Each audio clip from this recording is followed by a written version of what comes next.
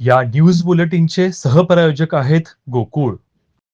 महाराष्ट्राच्या राजकारणात आणि समाजकारणात गेली 3 दशके ठसा उमटवणारे आदरणीय अजितदादा पवार यांच्या अकाली जाण्याने राज्याने दूरदृष्टी असलेले नेतृत्व गमावले आहे, अशी भावना खासदार धनंजय महाडिक यांनी व्यक्त केली.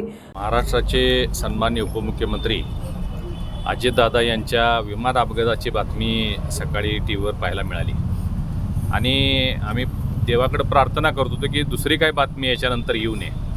परंतु ज्यावेळी विमानाची दृश्य दाखवली त्यावेळी छातीतली धडधड वाढली आणि काही क्षणातच जी ऐकायची नव्हती ती बातमी आमच्यासमोर आली.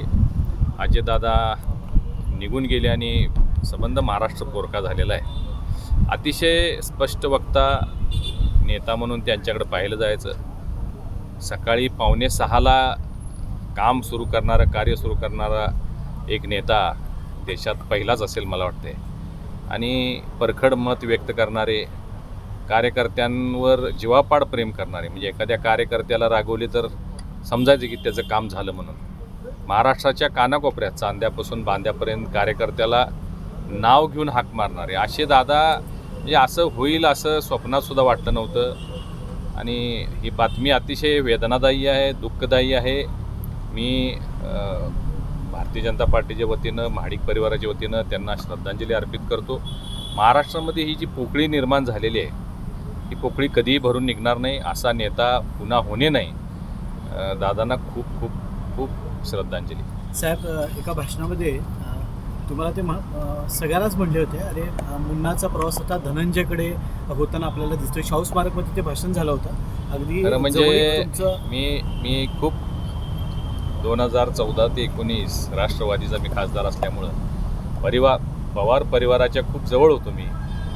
खूप माया, खूप प्रेम त्यांनी मला दिलेलं आहे. ज्या गोष्टीचा तुम्ही उल्लेख केला, हे म्हणजे अनपेक्षितपणानं एका मेळाव्यामध्ये मी खासदार व्हायचा असताना मुन्ना म्हणू नका, धनंजय म्हणा, कारण आता खासदाराला धनंजय शोभणार नाही, हे एक संकेत त्यांनी दिला होता. त्यावेळी माझी उमेदवारी व्हायची होती, मी खासदार नव्हतो. म्हणजे अशा पद्धतीनं कार्यकर्त्यांना संकेत देणारा, कार्यकर्त्यांना बळ देणारा, ताकद देणारा नेता. आणि मला माझ्या वैयक्तिक जीवनामध्ये फार मोठा आधार अजितदादांचा होता. खूप वाईट घटना घडलेली आहे. महाराष्ट्र यातून, त्यांचा परिवार यातून सावरेल अशी मी परमेश्वर चरणी प्रार्थना करतो.